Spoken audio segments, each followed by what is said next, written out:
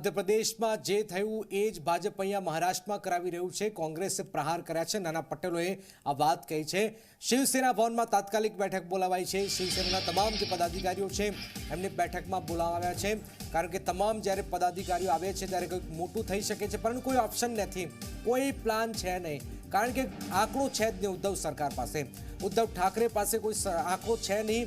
एमने कह्युं छे, संजय राउते जे वात कही छे के भाई બધા સાથે આવીને કહી દેશે કે અમારે અગાડી સરકારમાં નથી જવું, તો એ પણ થઈ શકે છે। ઓપ્શન શિવસેના પાસે નથી, ઉદ્ધવની શિવસેના પાસે ઓપ્શન નથી, કોઈ ઓપ્શન છે નહીં। અને આ પરિસ્થિતિની વચ્ચે આ પદાધિકારીઓની બેઠક પણ બોલાવાઈ છે। સંજય રાઉત બાગી ધારાસભ્યને અલ્ટિમેટમ આપ્યું છે, પણ એનો પણ કોઈ મતલબ છે નહીં। 24 કલાકમાં આવી જાઓ એ આવવાના નથી।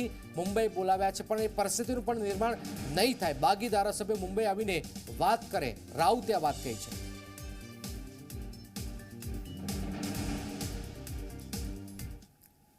कैलास पाटलांनी जे सांगितलेलं आहे ते त्यांनी सांगितलेलं आहे। आता शेवटचा जो मिनिट आहे तो मी घेतो। जे आमदार आता या क्षणी महाराष्ट्राच्या बाहेर आहे आणि त्यांनी हिंदुत्वाचा वगैरे काय मुद्दा उपस्थित केलेला सामने देखता हूं। या सर्व आमदारांची इच्छा जर असेल, हे मी जबाबदारीने बोलतो, या सगळ्या आमदारांची इच्छा आणि भूमिका असेल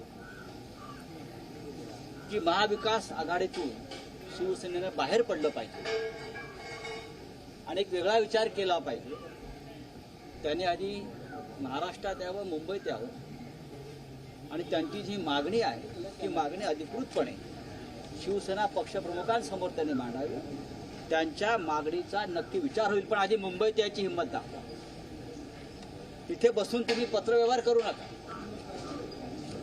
तिथे बसून पत्रव्यवहार करू नका। इथे मोबाईलवर, व्हॉट्सअपवर किंवा अन्य ट्विटरवर आपण पक्के शिवसैनिक आहात, आपण शिवसैनिक असल्याचं सांगताय, आम्ही शिवसेना सोडणार नाही असं सांगताय, पण आमची भूमिका फक्त सध्याच्या सरकारविषयी आहे। त्या सरकारमधून महाविकास आघाडीतून शिवसेना बाहेर पडायला तयार आहे। तुम्ही इथे येण्याची हिंमत दाखवा, समोर उद्धव साहेबांसमोर या आणि भूमिका मांडा। नक्की तुमच्या भूमिकेचा विचार होईल। 24 तासात परत या, हे मी परत सांगतो। मी जबाबदारीनं आणि हवेतले हे मी भूमिका मांडत नाहीये। 24 तासात तुम्ही मुंबईत परत या, उद्धव साहेबांसमोर आपण बसू आणि तुमची जी भूमिका आहे ती स्वीकारण्यासंदर्भात नक्की विचार केला जाईल। 24 કલાકમાં આવી જાઓ, ના કોઈ પત્રવાર કરો, વોટ્સએપ થી, ટ્વિટર થી, કોઈ પણ ના કરો, સીધા આવી જાઓ ને સીધી વાત કરો। જો બધા એક સાથે કહેશે તો અમે તાત્કાલિક અગાડી સરકારમાં કોંગ્રેસ અને એનસીપી નો સાથ છોડી દઈશું, પરંતુ આવો વાતચીત કરો। સંજય રાઉતે આ સ્પષ્ટ શબ્દોમાં કહ્યું છે કે શિવસૈનિકો આ ન કરી શકે, સીધી વાત કરી શકે છે, ન બકવાસ, સીધી વાત। સંજય રાઉત આ વાત કરી રહ્યા છે। બાગી ધારાસભ્યને અલ્ટિમેટમ આપ્યું છે, પણ આ બધી જ વાતોની વચ્ચે કોઈ ઓપ્શન છે નહીં। ઉદ્ધવની શિવસેના અને શિંદેની શિવસેના બંનેમાં જમીન આસમાનનો ફરક છે।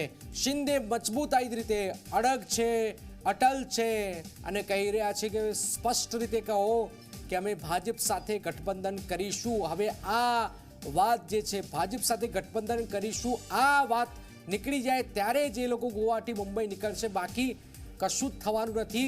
એ પરિસ્થિતિનું નિર્માણ છે। 24 કલાક આપો, 48 કલાક આપો, કારણ કે સીધું ને સ્પષ્ટ ગણિત હવે થઈ રહ્યું છે કે શિંદે આગામી કોંગ્રેસ અને એનસીપી સાથે જવા તૈયાર નથી। સૌમિક અમારી સાથે જોડાયા છે। સૌમિક, જે રીતનો આખો જે ઘટનાક્રમ સર્જાઈ રહ્યો છે, હવે શું થઈ શકે છે? કારણ કે ઓપ્શન કોઈ છે જ નહીં। 24 घंटे का आप अल्टीमेटम दो या और कुछ दे दो, लेकिन कुछ हो ही नहीं सकता उसमें। तो और क्या चित्र बन सकता है महाराष्ट्र की राजनीति में?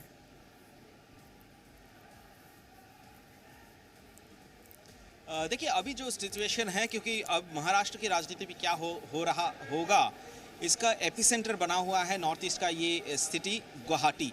गुवाहाटी में दोपहर को एक वीडियो जारी किया था जहां शिंदे खेमे की तरफ से, जहां पर बताया गया था कि 42 एमएलए है और 42 एमएलए की फ़ोटो वहां जारी किया गया। इसके बाद और 3 एमएलए आने वाला है, जो अभी हम इस वक्त गुवाहाटी एयरपोर्ट पे है। 3 एमएलए और ज्वाइन करेंगे तो हो जाएगा 45, और ये संख्या के साथ इनका कहना है कि ये सरकार को हटाने में कायम रहेंगे, उद्धव ठाकरे सरकार को गिराने में कामयाब रहेंगे। अब बात रही कि उद्धव ठाकरे की तरफ से जो चर्चा की बात कही गई है, टेबल में आके बैठने, सामने आने की बात कही गई है, या संजय राउत की तरफ से भी आज जो ऑफर किया गया है कि विधायक सामने आए, क्या चर्चा हो, क्या प्रॉब्लम्स है, उस पर डिस्कशन होगी, या फिर वो कह रहे हैं कि ये गठबंधन से भी बाहर आने के लिए तैयार है। लेकिन ऐसी स्थिति में आज जो बैठक यहाँ पर एकनाथ शिंदे ने किया होटल पर गुवाहाटी में, इनका कहना है कि शिवसेना का जो पावर था, जो शिवसेना का जो नियंत्रण था उद्धव ठाकरे के पास या संजय राउत के पास, वो तो अब नहीं रहा, क्योंकि यही है असली, ये एकनाथ शिंदे और इनकी टीम है असली शिवसैनिक। अब शिवसेना जो बाला साहब ठाकरे की शिवसेना है, ये उद्धव ठाकरे उस शिवसेना के उस राह से, हिंदुत्व के राह से भटक गए हैं। इस कारण से ये इनका कहना है कि शिवसेना यही है, और आने वाले दिनों में शिवसेना के साथ, बीजेपी के साथ शिवसेना जाएगी और सरकार बनेगी, ऐसी स्थिति बन रही है। क्योंकि मुंबई में शिवसेना के साथ सरकार बनाने के लिए बीजेपी में भी चहल पहल शुरू हो चुकी है। जो सूत्रों के हवाले से खबर मिला है कि 13 मंत्री पद, 5 पूर्ण मंत्री और 8 राज्य मंत्री का ऑफर किया गया है एकनाथ शिंदे को और उसकी टीम को। टीम में अभी तक बताया जाए 41 विधायक है और 42 नंबर है एकनाथ शिंदे को 41 विधायक ने यूनानिमसली सिलेक्ट किया है कि आगे की रणनीति में जो भी सिद्धांत लेना है वो एकनाथ शिंदे सिद्धांत ले सकते हैं। उनके नेतृत्व में ये काम करने के लिए तैयार है, उनको नेता माना गया है। अब बीजेपी का जो ये ऑफर है 5 मंत्री और 8 राज्य मंत्री, कुल मिला के 13 मंत्री पद का जो ऑफर है, इस पर चर्चा होगी और इस पर चर्चा के बाद ये अपना पत्ता खोलेगी कि कैसे इसको, या उद्धव ठाकरे अगर रिजाइन कर देते हैं तो बहुत आसान होगा सरकार गठन करने के लिए। नहीं तो ये सारे जो एमएलएज हैं कल या परसों तक, शायद कल ही ये मुंबई पहुंचे और मुंबई पहुंच के गवर्नर के आगे ये परेड लगाई जाएगी कि अब उद्धव ठाकरे सरकार के पास ये गठबंधन के साथ वो मेजोरिटी नहीं रही। बिल्कुल बहुत बहुत शुक्रिया सौमित, आपके पास आवेंगे, लेकिन जे रीतनी